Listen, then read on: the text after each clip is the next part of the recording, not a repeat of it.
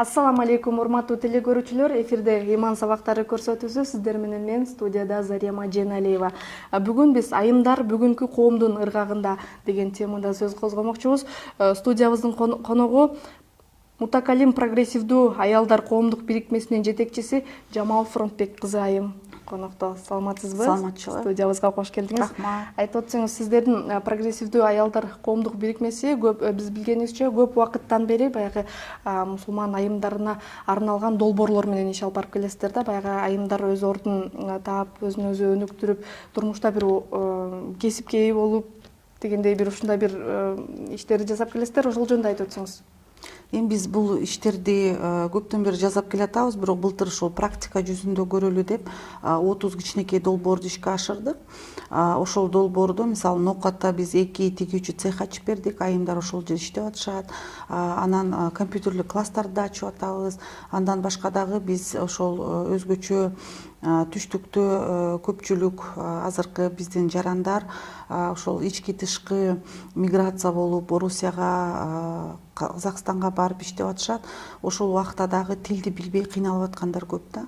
Анан биз ошого дагы бир долбоор кылып, ошол орус тилин үйрөнүү боюнча дагы ошол биздин жарандарды үйрөткөнгө, анткени алар ал жака барса эгерде тилди билсе, мен ойлойм жакшыраак жумушту табып, өзлөрүнүн укугун коргоп, анан биздин консульстволорго таап, арыз жазганды билип үйрөнүшөт деп.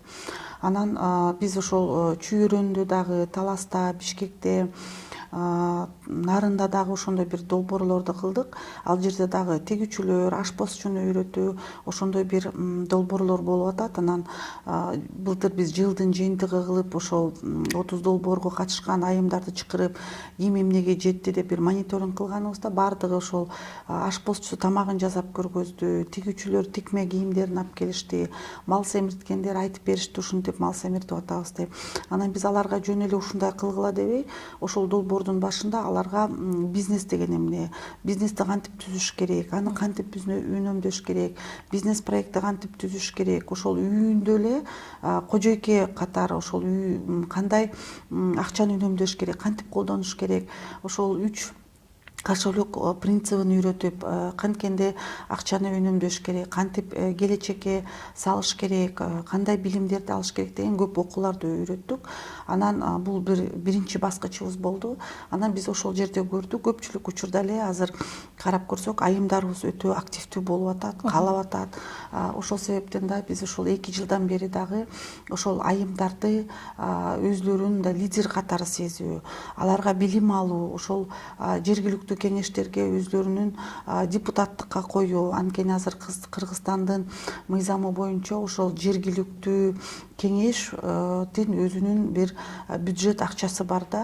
Ошону дагы эгерде айымдар ошол жерге жергиликтүү кеңешке депутат болуп барса, алар ошол өзүнүн коомчулугуна, мисалы үчүн садик болобу, жол маселеси болобу, же болбосо жакшы тамак иче турган бир мектептерге мүмкүнчүлүк түзүүгө ойлойбуз. Ошол жергиликтүү кеңештен акча бөлүп бергенге мүмкүнчүлүк болот деп дагы биз ошол айымдарды окутуп атабыз, ойлойбуз. Ошол биринчи раундубуз өтө мындай жакшы өттү. Андан башка дагы ошол Бишкектеги 12 жаңы конуштар менен иштеп, ал жактагы өтө көп лидер аялдар бар экен, өтө көп көйгөйлөр бар.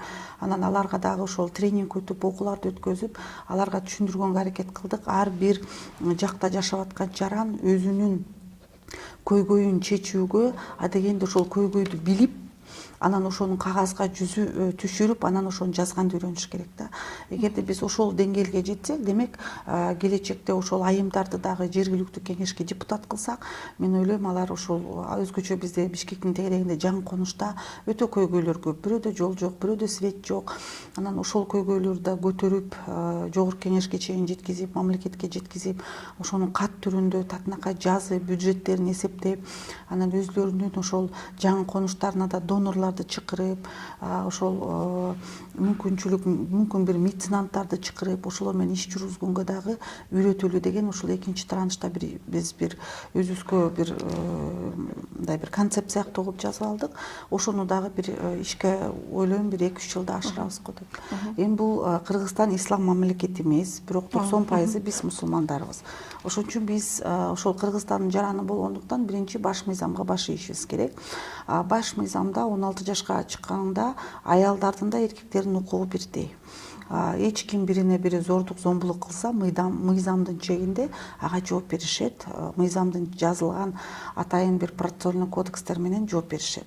Экинчи тарабын карап көрсөк, ислам дининде дагы мисалы үчүн эң биринчи аят ошол Алак сүрөсүндө оку деп түшкөн да. Оку мисалы үчүн эркектер оку, аялдар окубасын деген эмес да. Жөн эле оку деп ошол мындай бир повелительное наклонение оку деп атат да. Анан ошол экил илимди талап кылыш бул аялга дагы эркекке да парз.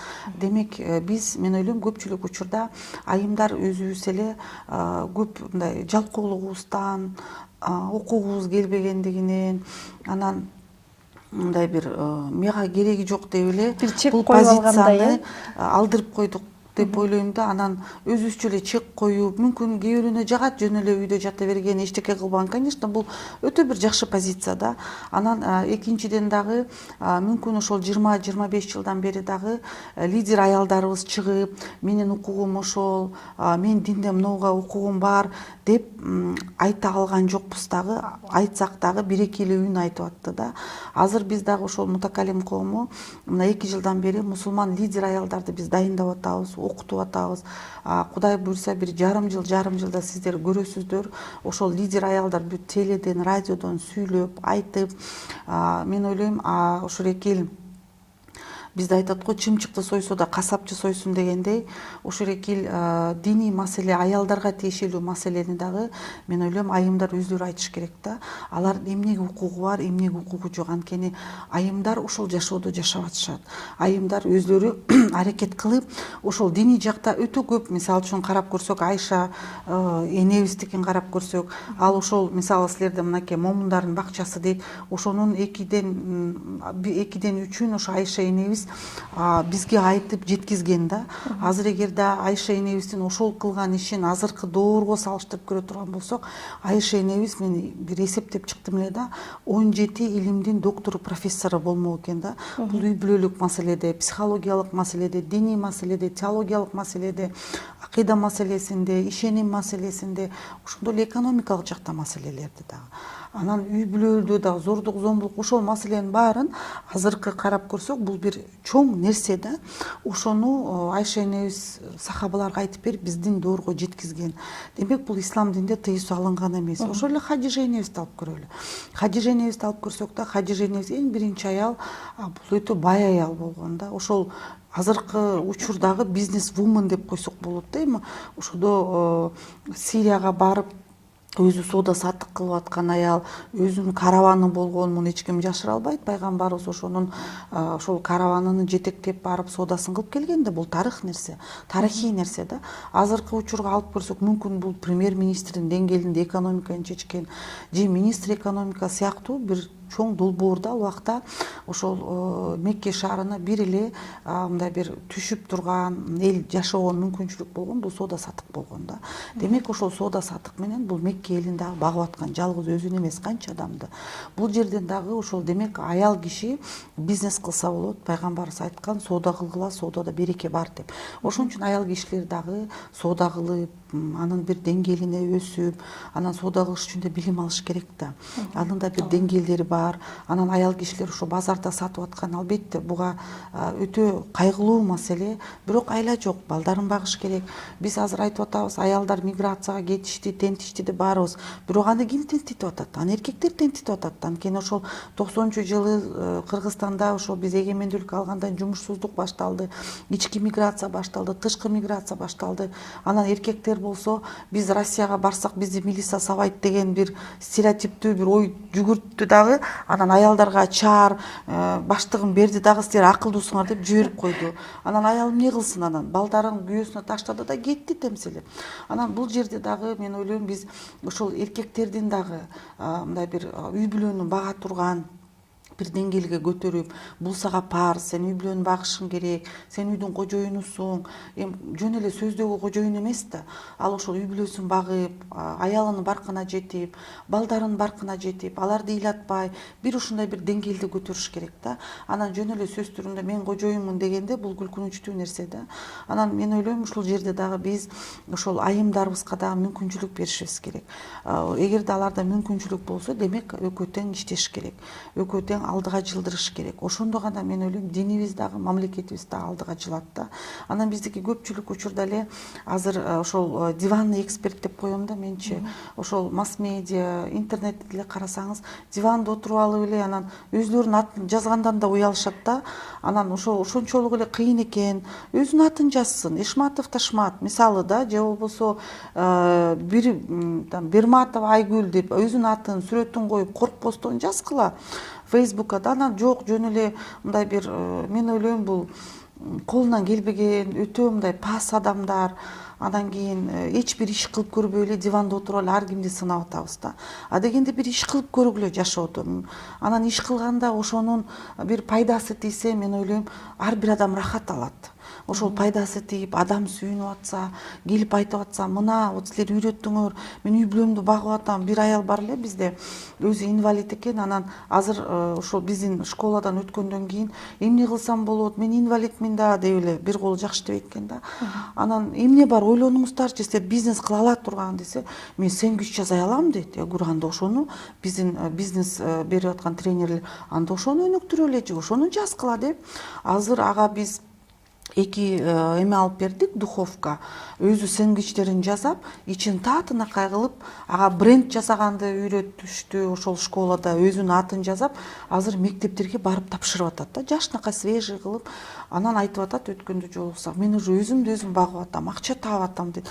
Анан мен эжеге айтып атпаймынбы, эже вот өзүңүз акча таап, өзүңүз мындай үйгө бир балдарыңыз курсагы тоюп калса, сезимиңиз кандай болду десем, мен өзүмдү адам сезип атам дейт да. Мен ойлойм бул жерде дагы биз ошол айымдарда жалкоо болбой иштегенди, билим алганды үйрөнүшүбүз керек. Көпчүлүк учурда дагы мен мындай бир креативдүү көз карашты жакшы көрөм. Анан кийин ар бирөө өзүн өзү баалаганды билиш керек да. Анан көпчүлүк учурда мен айтам да, бирөөгө сын айтаардан мурда өзүңдү күзгүдөн кара. Мен эмне иш кылдым, эмне иш кыла алам, ушунун ордунда болсом мен эмне кылат элем, эмнени кылдым деп ошол суроого анан өзүңө жооп алгандан кийин анан ал адамды сындасак болот да. Бирок көпчүлүк учурда эле биз эчтеке кылбайбыз, бирок баарын сындайбыз да. Баарына көзүбүз жетет. Бирок карап көрсөң арыз жазганды билишпейт да. Бирок карап көрсөң өзүнүн автобиографиясын жазганда 20 ката менен жазат. Эчтеке кылгысы келбейт да. Мисалы, жада калса жашап аткан үйүнүн бир подъездин шыпырып коеюн соопчулук үчүн дебейт да. Мен айтпайм кайсы динде болбосун, же мусулмандар дебейм, баарыбыз эле Кыргызстандын жаранын катары. Анан мусорду көрсөк алып коелу дебейбиз.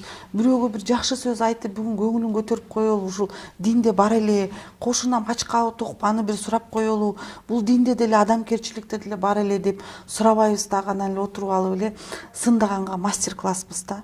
Анан мен ойлойм, биз биринчиден ошол адамдар өзүбүздүн пейилибизди оңдошубуз керек да. Ошол пейилибизди оңдоп, пейилибизге мындай бир адамдарга жакшылык кылайын, сооптабайын, ошол соомду бир колум берген, экинчи колум билбесин деп, бир жакшы мамилелерди кылайын деген бир мындай бир үмүттөрдү таштасак, мен ойлойм биз мындай оңолуп жакшы жашайбыз да. Анан азыркы мындай кыйынчылык учурда албетте ошол ар бир доордун тарыхта деле карап көрсөк, кыйынчылык учурда балдар менен эле аялдар кыйналышат да.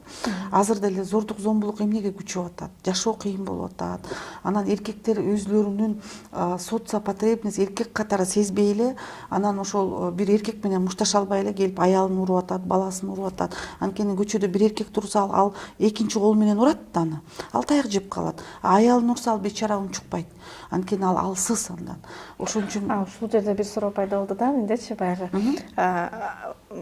айымдар аябай бизнес кылып, өзүлөрүн лидер сезгендиги үчүн анын жанындагы эркек өзүнүн эркектик сапатын жоготуп койгон жокпу? Мен ойлойм да, бул жерде ошол айым дагы, эркек дагы экөө тең акылман болуш керек да. Эгерде аял акылдуу болсо, ал президент болсо дагы, ал жумушта президент. Бирок үйгө киргенде ал аял. ошо күйөөсүн сыйлап, күйөөсүн урматтап, канчалык күйөөсүн сыйласа, балдары аны ошончолук сыйлайт. Эркек да канчалык аялын сыйласа, балдар дагы ошончолук папасын сыйлайт. Анан кийин ошол ал үй бүлө курганда дагы ал эмнени уядан көрсө, учканда баласы ошону кылат да. Биз айтып атпайбызбы, азыр жаштарда ажырашуу көп, аялын сабайт. Анткени атасы мамасын урган. Ошон үчүн баласы ошону кылып атат да. Же болбосо карап көрсөң ажырашуу көп деп атабыз. Ошол жерде да эң бир чоң келечекке келе турган бир зыян ошол үй бүлөдө эркектин тарбиясын көрбөй калган өзгөчө кыз бала кийин күйөөсүн да сыйлабай калат да. Ошон үчүн бул жерде дагы мен ойлойм, аял да эркек да акылман болуш керек да. Ал кандай чоң кызматта болбосун, ал үйдө аял экенин унутпаш керек. Биз өзүбүз кыргыз болгондон кийин үйдө аял экенин унутпай, өзүнүн аялдык вазифасын кылыш керек. Бирок эркек дагы бизде мындай стереотиптик көп бир туура эмес бир ойлорубуз көп да. Мисалы аял киши тамак кылыш керек, аял киши үй жыйнаш керек, үй таза болуш керек, кийими кир болбош керек, эркектин жакасы булганбаш керек деген бизде бир тарбиялар бар да. Бирок бул мен жакшы дейм. Бирок муну дагы ошол эркек сыйлаш керек да. Мен аялым кылып атат, рахмат. Анткени дин боюнча дагы бул фарздыкка жатпайт, же бул бир милдет эмес аял кишиге. Бул аялга да, эркекке дагы кылган үчүн сооп алат да. Анткени мусулмандар тазалыкта жашаш керек. Эмнеге ошол тазалыкта жашоо сүннөт фарзды эле аял эле аткара бериш керек да. Ошо соопту эле аял аткарыш керек. Эч жерде жазылган жок да, эркек бейишке кирет деген, же аял кирет деген. Экөө тең аракет кылышыбыз керек да. Бейишке кириш бул чоң бир эстафета да. Биз ошого жетишибиз керек. Бул амал менен, бул жөнөкөй эле нерсе эмес да. Анан эмне үчүн ошол соопту эле бечара келин же аял эле ала бериш керек да. Үй жыйнап, тамак жасап, мисалы үчүн балдарын кир боогун жууп, балдарын дей беребиз да. Эмнеге эркек деле алгысы келбейт ошол соопту? Же эркектердин сообу өтө көп болуп кеткенби? Андай жок да. Мен айтар элем, бул жерде ошол аялдар да, эркектер дагы өздөрүн дагы бир жолу күзгүдөн карап, кой, мен Кудайдан коркком, мен деле сооп алайын. Эмнеге эле аялым эле сооп ала бериш керек? Ошо үй оокат кылгандан да экөө жарышып сооп алуудан ошол соопторду жыйнаш керек да. Мисалы аялы лагманды жакшы кылса, мүмкүн күйөөсү башка тамакты жакшы кылат. Экөө кел мен муну кылып берейин, үй бүлөмдүн мындай көңүлүн көтөрүп деп, мындай балдарын да ошого үйрөтсө, мен ойлойм кийин балдары дагы үй бүлөсүндө жакшы жашайт да. Анан биз көпчүлүк учурда эле аял кылыш керек деп эле ага мындай ырлыктарды иле беребиз дагы.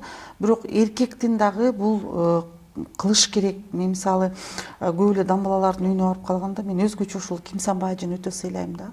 Анан ошол Кимсан бажынын үйүнө барып калсак, биз студент кез элек анда тим эле дасторкон жайып, столго бирдеке ташып атат да. Мен аябай таң калдым да. Анткени мен бир башкача үй бүлөдө чоң ойгонбуз да. Биздики папабыз отурат, мындай газета окуп, биз баарыбыз чай алып келебиз. Анан аябай таң калып, анан чыдабай мен аябай мындай любопытный элем да. Анан чыдабай суроо берсем да, ооба балам, ислам дининде ушундай, биз сооп алышыбыз керек десе, ошол мага аябай чоң өрнөк болгон да. Мен аябай ушунча дамбалага разы болуп кеткем да, ушундай турбайбы депчи. Ошон үчүн мен ойлойм, өзгөчө биздин диний кызматкерлер, диний адамдар бир өрнөк болуп жашообузду көп көргөзүшүбүз керек да. Анан элдер деле акырындап, мисалы үчүн муну кабыл алышат. Буга убакыт керек да. Анан көпчүлүк учурда эле биз мындай адам алсыз болгондо бирөөнү күнөөлөгөнгө аракет кылат да. Эң жакшы нерсе бул бирөөгө басмырлоо жасап, мындай чабуул жасасаң, сен утуп алдым деп ойлогону менен, бирок четте карап турган адамга бул көрүнүп эле турат да, оркоюп элечи. Адам алсыздыгынан кыйкырат, адам алсыздыгынан зордук, зомбулук кылат, адамдын алсыздыгынан бирөөнү ушактайт, алсыздыгынан бирөөнүн көңүлүн калтырайын дейт да. Мен ойлойм, ислам динде тескерисинче биз адамдын көңүлү гүлдө, ошону көтөрүп, ага жакшылыктарды кылып, колубуздан келсе, анда эч колубуздан келбесе, анда унчукпай коюшлук бул ыймандын аздыгынан да. Ошол жок дегенде унчукпай кетишибиз керек да, кайра тилибиз менен ага тийип, анын бир көңүлүн чөктүрбөй, өзгөчө аял кишилерге, мен ойлойм, ошол аял кишилерге жанындагы жары эгерде аны көтөрүп, сен акылдуусуң, сен кыла аласың, сен колуңан баары келет, буюрса мына балабыз чоңойсо мен садикке берем, бир күнү мен алайын, бир күнү сен ал, сен дагы иште, сен да көтөрүл деш керек да. Анткени аял киши эгерде дайыма эле үйдө отура берсе аял киши деградация болуп өспөй калат. Анан өспөй калса эле кайра эле 40-ка чыкканда ошол эле эркектер кайра чанып атат да. Менин аялым эчтекени түшүнбөйт, менин аялым билбейт, бир тамак жасагандан башканы билбейт деп ал да жакпайт да. Ошон үчүн айымдарга айтар элем, эгерде ошондой позицияда болсоңуздар, силер 40-ка чыккандан кийин күйөөңөр силерди чанып баштайт. Силер өспөй каласыңар. Бир эле рецепт болуп каласыңар да. Ошон үчүн силер дагы өнүгүп, өсүп, анан силер дайыма жолдошуңар үчүн жаңы барак, жаңы китеп болуп турушуңар керек да. Ал окуй элек. Эгерде силер ошол позицияны кармай алсаңар, анда ойлойм өмүр бою силердин күйөөңөр силерди жакшы көрүп, сыйлап, кайын журтуңар, эл журт сыйлап өтөт да. Бирок ошол айымдар аракет кылып, окуп, өзүнүн деңгээлин көтөргөнгө, иштегенге, жок дегенде бир волонтерлук иштерди да кылганга, бир өзүнүн деңгээлин, потенциалын көтөрүш керек да. Биздин айымдарга да түшүнүктүү болуш үчүн айтып өтсөңүз, баягы сиздер өткөрүп жаткан тренингдер, окуулар акы төлөнөбү же акысызбы? Биз өткөзүп аткан окуулардын баары ошол долбоордун негизинде болгондуктан булардын баары акысыз. Алар келе берсе болот. Андан башка да бизде офистерде дайыма акысыз диний сабактарды өтөт, англис тилинен да өтөт, лидерлик, чеберликтер дагы биз гинекология боюнча, үй бүлө маселеси боюнча, репродуктивдүү ден соолук боюнча, экстремизм, терроризм, ар кыл темада биз көп тренингтерди өтөбүз.